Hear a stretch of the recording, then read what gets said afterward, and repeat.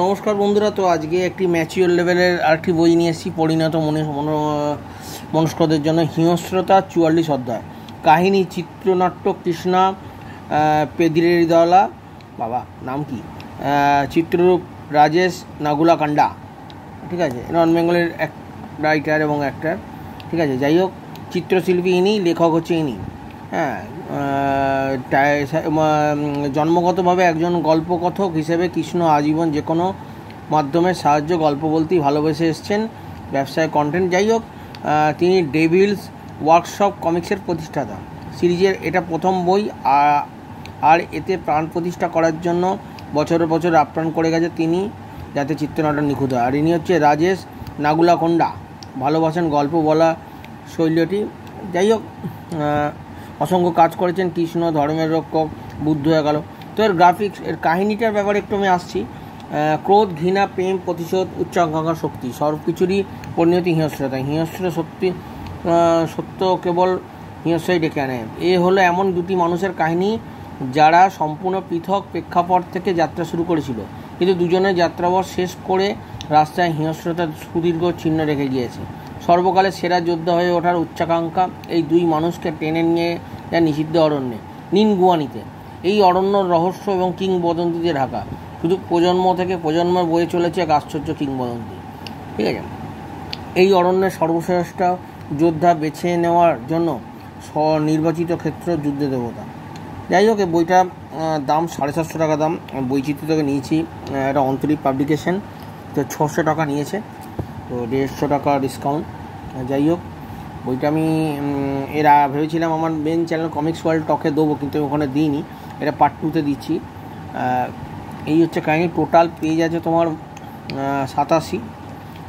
Graphics এমন কিছু হেরফের না, কিন্তু এত প্রাইস এদের, এত বইগুলো আপনারা অন্তরিককে বলি যে এত দাম হলে অনেক লোকই সাধারণ মানুষ নিতে পারবে না।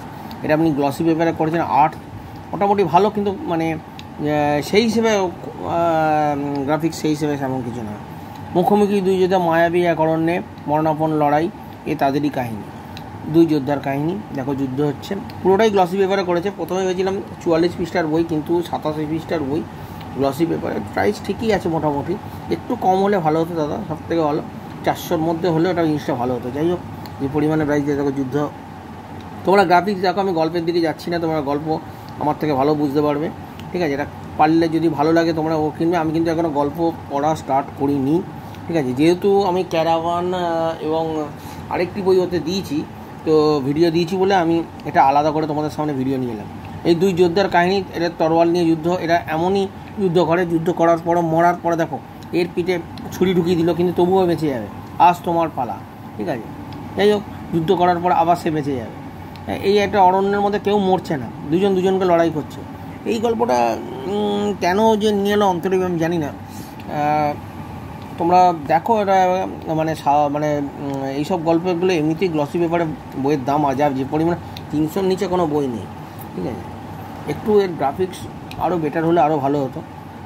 এটা কিন্তু বাচ্চাদের বই নয়, আগাগোড়া বলছি, এটা একটা গ্রাফিক্স নোভেল। এখানে দুই যুদ্ধের কাহিনী দেখো, খুন খারাপই রয়েছে এখানে। আগাগোড়াই বইটাতে এম দেওয়া আছে, ঠিক আছে। যারা ভাবছো এটা বাচ্চাদের বই, ওটা নয়, তোমরা নিয়ে একবার দেখতে পারো। আমি এখনও পড়া শুরু করিনি, তোমরা গ্রাফিক্সটা দেখো। এটা একটা ছোট্ট ভিডিও তোমাদের সামনে করছি। এখানে সুন্দরভাবে কাহিনী, এটা ব্রিটিশদের আমল থেকে কাহিনীটা শুরু হয়েছে, ঠিক আছে, রাজরাজাদের সেই সময়, ঠিক আছে। তোমরা পারলে দুই যুদ্ধার নিয়ে কাহিনীগুলো পড়বে।